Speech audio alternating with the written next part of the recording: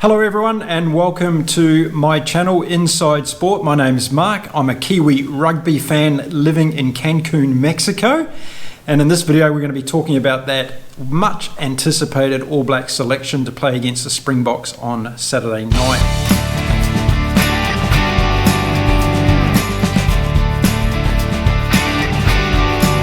So let's get straight into it and I'll give you my views about the players as well as what I think is going to happen on Saturday night with this game.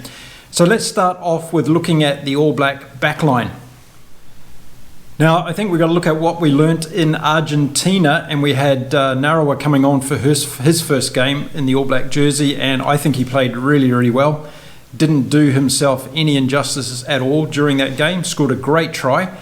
And unfortunately, he wasn't available for selection for the team. He's got a back strain at the moment, so he wasn't considered for that particular reason. Ian Foster and crew have been waiting for Mark Philpott to overcome a bit of a knee injury, and it seems as though he got through a full week of training so far and hasn't had any problems with that, so he's been named in the back line. And as many of you know, Will Jordan was potentially sidelined over some headaches, migraines that he was having, and for precautionary measures they left him out of the side before, so now he's come back in and he's going to be on the right wing. So Beauden Barrett's got the nod at fullback, had a good enough game in Argentina to retain his slot, and Ian Foster said in the announcing of the team that Bodie gave them what they wanted to see at fullback, so we'll see how long that lasts. And of course, Will Jordan can slot in there, and Foster's been open to already admitting that Will Jordan will probably end up in that fullback position before the end of the game on Saturday night. So we'll have to see how that goes. So the back three for the All Blacks: Beauden Barrett at fullback, Will Jordan on the right wing, and Mark Philpott on the left wing. Rieko Ioane in the centres, and strong game from him in Argentina. Some great breaks. And no doubt that he was an easy pick for the All Blacks.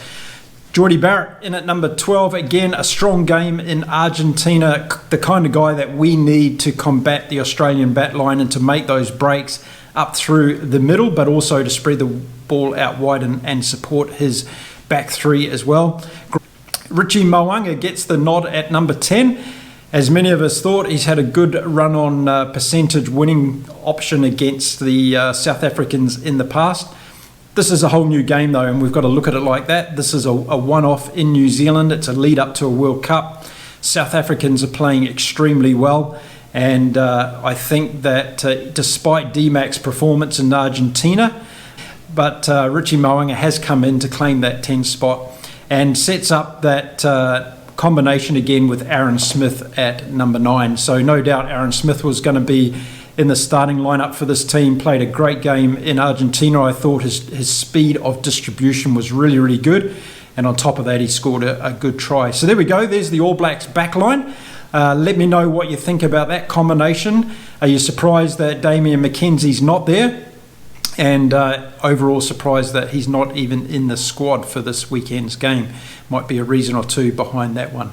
So now let's take a look at the All Black forwards that are going to be running on to Mount Smart Stadium this weekend. Right, the All Black forwards for this weekend: Ardie Savea in at number 8, and I think that would have been a fairly easy pick for just about everybody. I think looking through and reading Foster's comments around the selection of this team, it tends to be probably their strongest team they could put out against the Springboks, but as Foster said, we'll find out on Saturday night if that's actually good enough to take on the Springboks. So Ardie Savea at 8, then we had Shannon Frizzell maintaining his position. I'm pleased about this. I think he had a good game against Argentina. He's got to keep that momentum going. I think if there's any flaws in Frizzell's game, it's his inconsistency. And I think if he has another great game against the All Blacks this weekend, then that number 6 shirt can be his for some time, and he could be part of that lead-on squad. So let me know what you think around Shannon Frizzell. Sam Cane in there in the 7 jersey and the captain of the team. And then we go to the locks, and this is where I had anticipated, if you'd watched one of my other videos about these teams, and I anticipated that Sam Whitelock was going to be left out of this weekend's clash. I don't think it's just because of his tendon. I think it's a combination of making sure he's well and truly over that tendon injury.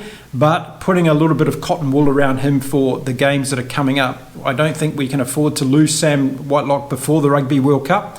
Foster and Jason Ryan are conscious of this, and I think that's why they haven't selected him in the team for this weekend. Plus, it gives him another week off as well. So Scott Barrett's come in, and he'll be starting in the number 5 shirt, and Scott Barrett's playing fantastic rugby in my opinion. I'm not too sure why. He has a lot of his detractors. A lot of people I speak, friends around the world that I speak to about Scott Barrett, they kind of hum and ha about him. I think he's playing with great anticipation and intensity at the moment, and I think he's going to really step up to the challenge that the Springbok forwards and the Springbok team in general are going to give the All Blacks this weekend. So Scott Barrett's in there for Sam Whitelock. Brodie Retallick's back. We all knew this was going to happen, and a legend within New Zealand rugby. I think New Zealand's lack of depth in these positions could be telling throughout the World Cup, but we'll wait and see. But Brodie Retallick runs on Mount Smart Stadium this weekend. The front row, as probably expected, Ethan de Groot, Cody Taylor and Tyler Lomax, all in the front row. A great front row for the Kiwis there. Ethan de Groot and Lomax are really showing their strength and power. Cody Taylor's back in there. While Dane Coles did have a good game in Argentina, no room for him in this team this weekend. So Cody Taylor comes back in, and I don't think the All Blacks are going to lose anything at all by having him in there. So that's the forwards for the All Blacks. Again, let me know what you think. Are there any selections there that you would have gone differently with? Are you pleased that Shannon Frizzell's got in there as well? Do you see him being a key in the 6th jersey for the All Blacks, or do you have another suggestion around that one? Okay, let's take a look now at the bench for the All Blacks. If you'd watched my video on the Springbok selections, I spoke quite a bit about the importance of what I think the benches are going to provide to this game in the weekend, and I stay by that statement here in this video that I think the bench is performance in this game on Saturday night is going to be the difference between these two teams. And I think this trend is going to continue throughout the Rugby Championship and into the World Cup. I think those teams that can play that last 20 minutes at the high intensity that's required at this level of international rugby are going to be the ones that are going to be successful. So the All Blacks have done a few changes on the bench, but they've brought in those players that Foster believes are going to give them that intensity. And Foster said also at the naming of the team that the All Blacks are still looking for that extra spice in the last 20 minutes of a game, and they're not currently happy. He didn't say it was a glowing concern at this moment, but I really feel that it is a concern at this moment. And with the few games that the All Blacks have left before the World Cup starts, they have to be able to nail that. If we go back a couple of years, the All Blacks were historically brilliant at finishing off games, and in fact winning a lot of games in the last 5 minutes for years and years. And over the last couple of years, that tendency has gone away, and the All Blacks need to get their mojo back again in the last 20 minutes. So they need to find a combination that's going to work, and Foster's putting out this combination on the bench this weekend. So Takiaho, fantastic player, going to come on and give power and strength and speed to the All Blacks around the forwards. Tamati Williams, a 22-year-old, 122 kilograms. A lot of us were hoping that Tamati would get a chance on the bench, and here he is. He's got his opportunity, so let's hope we see him in the game. I'm sure we will at some stage. He's a dynamic player for someone so big. He's got some speed, he's got stamina, and I'm sure he's going to get a great chance on Saturday night to prove that.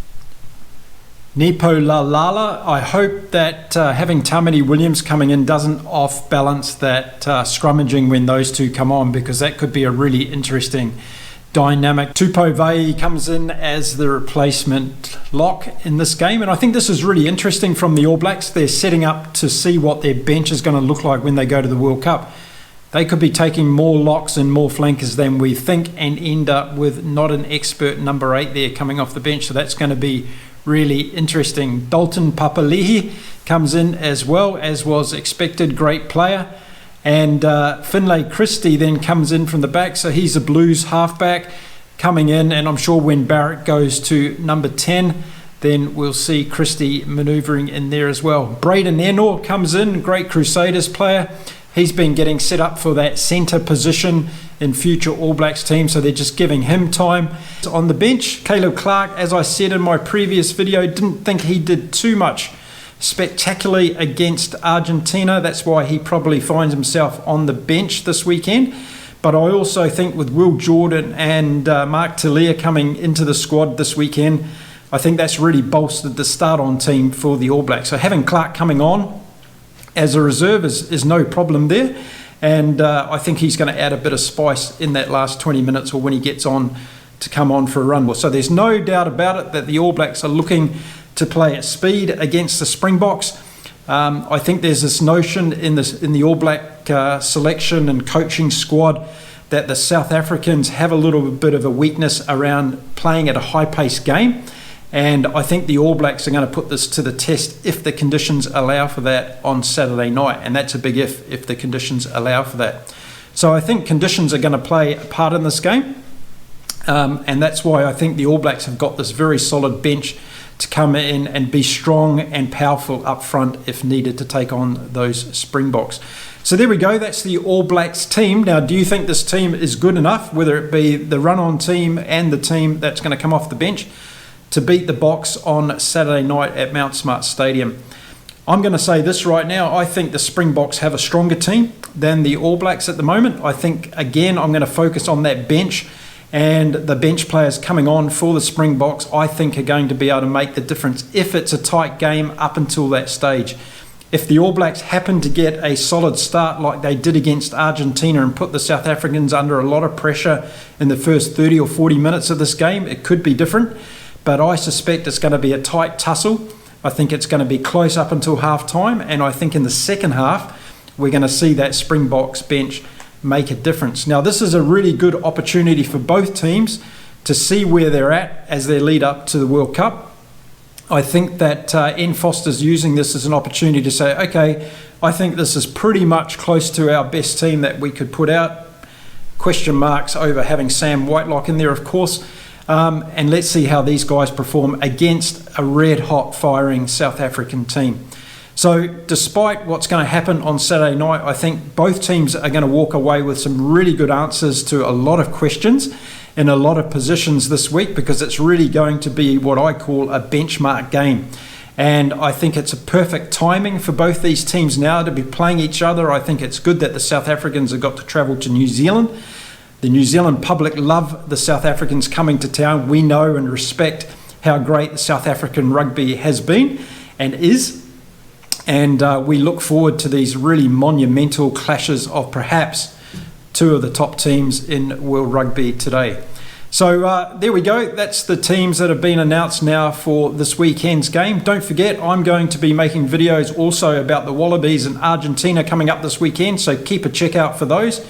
If you haven't already, please subscribe to my channel. I'm a startup YouTuber. I'm learning how to do this. So any support I can get from you, the rugby family around the world, is very much appreciated. In fact, I just want to give a shout out to a couple of people that are watching my videos in Norway. I didn't know that there was a big rugby community in Norway, but yeah, a few people out there watching the rugby videos as well, which is fantastic. So thank you very much again for watching. It's going to be a fantastic game on Saturday night, Mount Smart Stadium. I'm picking the Springboks to get up and win this game because of the strength they have off the bench. It's going to be close, but that's where I'm picking it at this stage. But I think a great leveller for the whole Rugby Championship and lead up to the World Cup. I think this is going to be a fantastic spectacle for the game of rugby. I can't wait for it to happen. And don't forget to drop your comments. I love hearing from you, even though you're telling me that I don't know how to speak Afrikaans. I'm practicing very much, hoping to get those names right. And hopefully next time I do a South Africa review, I'll be able to nail it all for you. Until then, have a great time, stay safe everyone, and enjoy your rugby.